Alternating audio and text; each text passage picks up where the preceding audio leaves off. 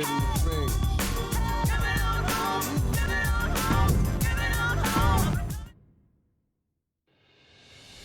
The first WrestleMania set the stage for everything that was to follow. All the way around the world. Now you know what it's all about, brother. Celebrities were out in full force, showing that this was the place to be. WrestleMania 2 pushed the boundaries, taking place in 3 different locations: New York, Chicago, and Los Angeles, delivering 3 huge main events. But it would be WrestleMania III in 1987 that truly displayed WrestleMania's full potential. And for our first match of the 2K24 Showcase of the Immortals, we go into the first verified WrestleMania Classic, the legendary clash for the WWE Intercontinental Championship between champion, the Macho Man Randy Savage, and his challenger, Ricky the Dragon Steamboat. Intercontinental champion since February of 1986, Savage tore through anyone who challenged him. That included a successful defense against George the Animal Steele at WrestleMania II. A clash between Savage and Steamboat during a late 1986 edition of Superstars would see the Macho Man retain via countout, but that wasn't good enough.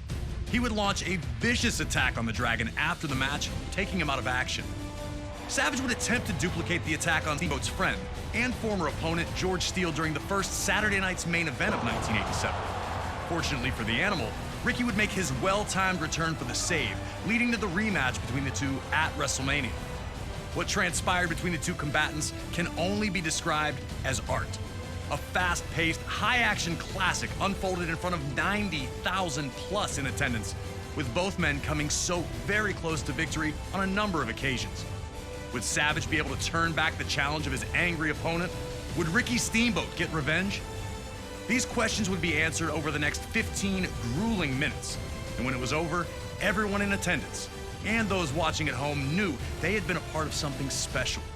The two superstars would forever be etched in history following the match, with Ricky Steamboat finally putting an end to the Macho Man's historic reign.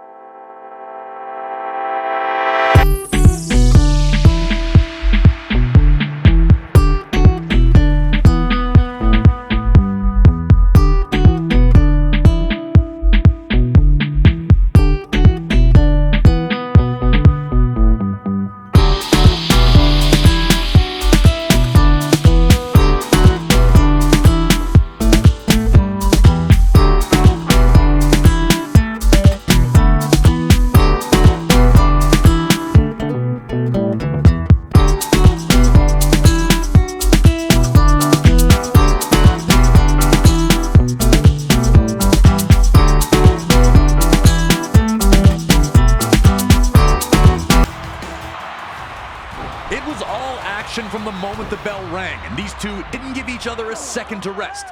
Ricky Steamboat fighting to avenge a career-jeopardizing attack months earlier by not only defeating Savage in the ring, but also ending his reign as Intercontinental Champion.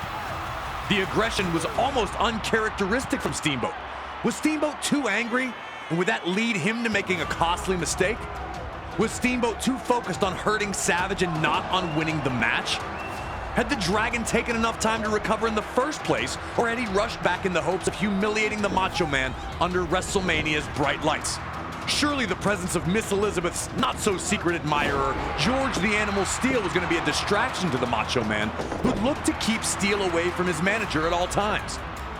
Could Savage shut all that out and lock in on his challenger? Despite the external factors, these two appeared to be firing on all cylinders once they settled in. There was a real sense that this match could be, and was going to be, something special. The fans were captivated by the constant back-and-forth battle, with no one really able to maintain any type of control in the early portion of the match. The Macho Man appeared almost thankful to get a moment to himself after dumping Steamboat back to the floor, letting you know that Savage understood he was in a fight unlike any other he'd been in before. Things were only getting...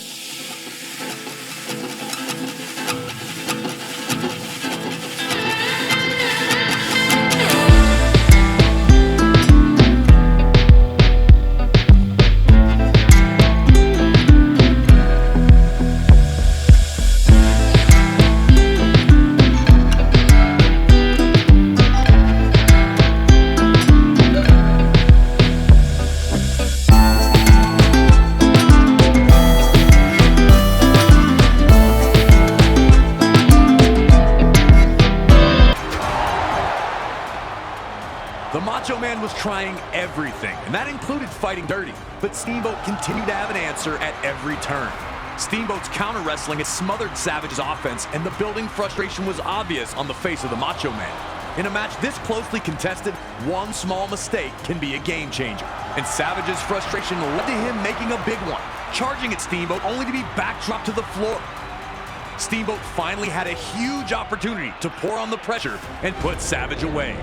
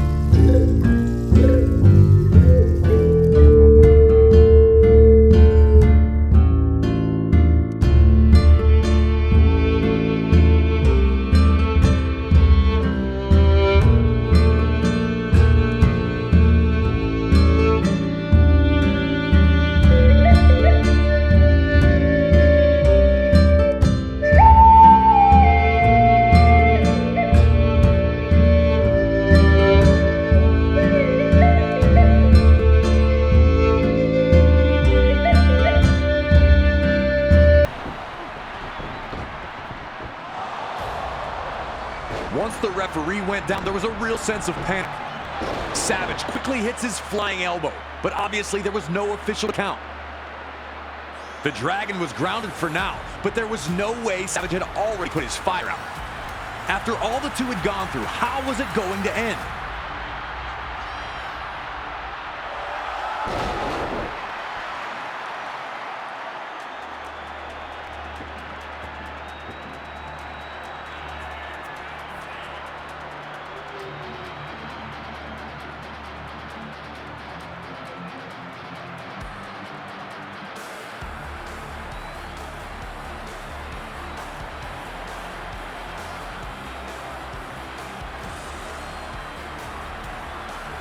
Looking to take advantage of the situation, the Macho Man looked to use the ring bell on the fallen Dragon, only to be intercepted by George the Animal Steel. Macho Man, choosing to retaliate against Steel instead of getting back to Steamboat, ultimately ends up being the decision that costs him. A then-record Intercontinental Championship reign comes to a bitter end for Savage, who wasn't thrilled about the manner in which he lost.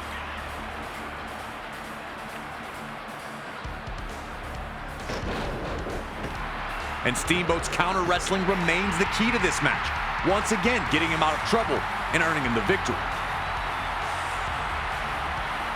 Hard to feel bad about a guy who tried to use the ring bell twice.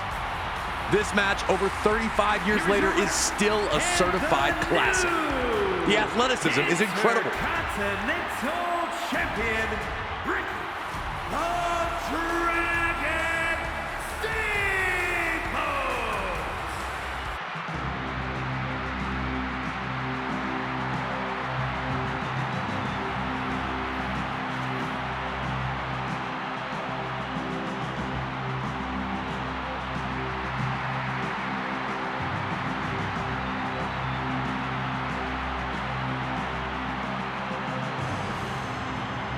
Long tortured by Randy Savage, both the Dragon and the Animal's elation is easy to see as they're carted back to the locker room.